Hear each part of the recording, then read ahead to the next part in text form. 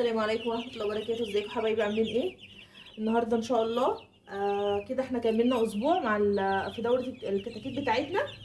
زي ما حضراتكم شايفين ما شاء الله شكلهم بدا يظهر وحجمهم بدا يكبر معانا اهو.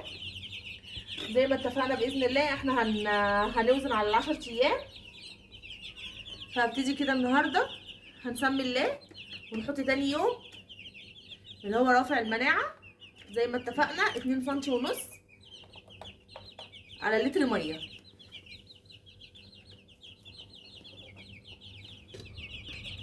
نبتدي نحطها في السقايات حبايبي.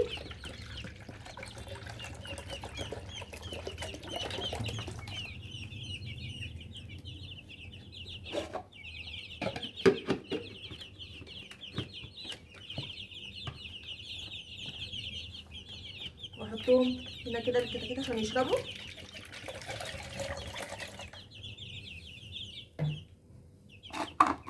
بكره ان شاء الله يا جماعه هيبقى اليوم الثامن معانا في الدوره. استنوا الحلقه بتاعت بكره علشان في خلطه اعشاب دي هنمشي معاها لاخر الدوره باذن الله لحد ما نبتدي لحد ما نذبح. دي خلطه اعشاب حلوه قوي وبتخلي الفرخ ياكل كتير وكمان رفع المناعه وبتزود من وزن الفرخ. هقول لكم عليها بكره بشيء ربنا في التصوير بتاع بكره، وبعديها بيومين بمشيئه ربنا هنبتدي نوزن مع بعض في اليوم العاشر.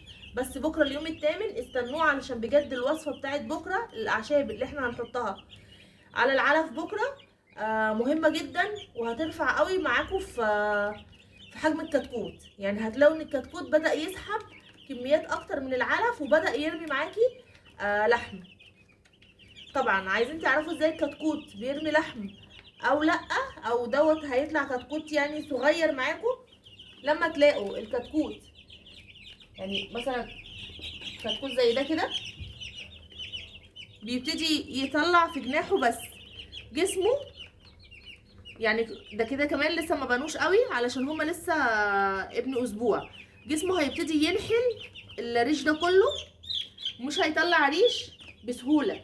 هتلاقي ان جسمه بدا يظهر مش طالع له ريش. ده تعرفي ان هو بيرمي معاكي لحم مش بيرمي معاكي ريش وخلاص. لكن لو لقيتي الكتكوت بيطلع بسرعه ريش في جسمه كله، لا اعرفي ان دوت هيبقى حجمه صغير مش هيرمي معاكي وزن.